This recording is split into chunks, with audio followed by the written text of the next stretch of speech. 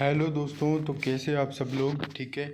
MSc botany इन Hindi medium आपका channel पे स्वागत है। हम ये वीडियो सेमेस्टर फर्स्ट की यूनिट 4 का बना रहे हैं। ठीक है। आज का टॉपिक है बैक्टीरियल लीफ ब्लास्ट, धान का बैक्टीरियल लीफ ब्लास्ट। ठीक है, हम इसके बारे में अब पढ़ना शुरू करते हैं। धान का बैक्टीरियल लीफ ब्लास्ट रोग, ठीक है, इसे BLB के नाम से भी जाना जाता है। रोग कारक होता है इसका ज़ैंथोमोनास ओराइज़ी नामक जीवाणु। यह एक जीवाणुजनित रोग है। लक्षण: पौधे की पत्तियां ऊपरी नुकीले सिरे से सूखना प्रारंभ होकर सुखाव नीचे की तरफ आना प्रारंभ कर देती है। मतलब धान के पौधे का पत्ती का आगे का नुकीला भाग वहां से सूखना प्रारंभ होगी और आगे की तरफ संक्रमण बढ़ने लग जाएगा। उग्र अवस्था में यह तने तक पहुंचकर पादप को क्षतिग्रस्त कर देती है। वह पादप सूख जाता है। मतलब भी आगे के नुकीले क्षेत्र से सूखना प्रारंभ होगा। वह एक समय ऐसा आएगा यह तने तक पहुंचकर पूरे पादप को नष्ट कर देगा। सुबह शाम पौधे की पत्तियों से ओस की बूंद के रूप में दूध या तरल स्राव दिखाई देता है। यह इसका एक मुख्य लक्षण है। पत्तियों को तोड़कर एक बाल्टी भरे पानी में डुबोने से तरल पदार्थ पत्तियों से अलग हो जाता है। यानी इसका जो मटेरियल होता है रोग कारक, वह पानी में अलग हो जाता है पत्तियों से। यह जीवाणु पादप के रंध्रों के द्वारा पादपों में प्रवेश कर जाइलम को अवरुद्ध कर देते हैं, जिससे पादप को जल की आपूर्ति नहीं हो पाती।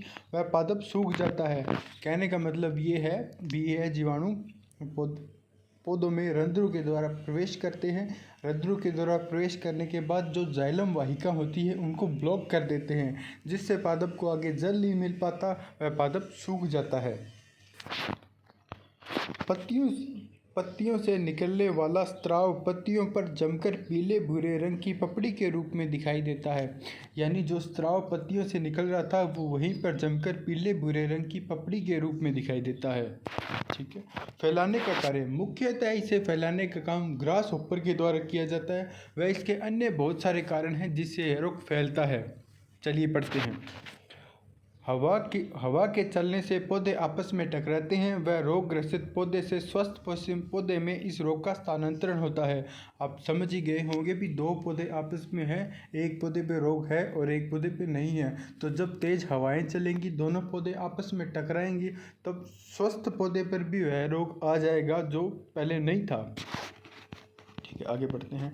जब मानव रोगग्रस्त खेत से निकलकर स्वच्छ पौधों के बीच जाता है तो यह BLB बैक्टीरियल लीफ ब्लास्ट मानव के कपड़ों, हाथ पैरों पर लगे होने के कारण स्वस्थ पौधों को भी संक्रमित कर देता है। यानी जब मानव एक खेत से दूसरे खेत में जाता है तब भी यह रोग स्थानांतरण होता है। वर्षा के समय ऊपरी भूमि के धान के पादप जब रोग से ग्रस्त होते हैं तथा वर्षा जल के साथ यह जीवाणु निचली भूमि के धान के खेतों में भी चला जाता है। इससे तो आप समझ ही गए होंगे भी जो ऊंचाई पर स्थित खेत है वहां से यह रोग निचली भूमि में भी आ जाता है। धान की फसल कटाई के बाद खेत में उपस्थित फसल अवशेषों पर यह जीवाणु जीवित रहता है। जो फसल अवशेष खरपतवार वगैरह होते हैं फसल की कटाई के बाद, उन पर यह जीवित रहता है।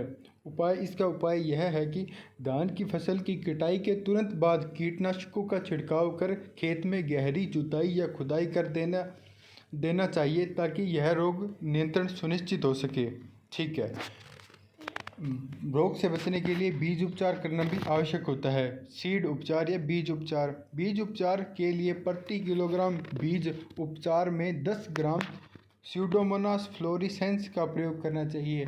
यानी पर केजी में 10 ग्राम स्यूडोमोनास फ्लोरिसेंस का उपयोग कर बीज उपचार करना चाहिए। ठीक है, आगे देखते हैं। 1 kilogram Pseudomonas plus 50 kilogram soil यानी मिट्टी मिलाएं। मतलब 1 किलोग्राम स्यूडोमोनास को 50 किलोग्राम मिट्टी में मिलाकर रोपाई से पहले प्रति एकड़ की दर से खेत में छिड़काव कर देना चाहिए। ठीक है, इसके लिए गोबर को भी काम में लेते हैं। गोबर के अर्क का 10% की दर से, यानी गोबर के अर्क का 10% की दर से 2 बार खेत में प्रयोग करें। नीम के तेल का 3% के साथ प्रयोग करें। ठीक है। Thank you for watching this video. Please like, subscribe and all the best for exam.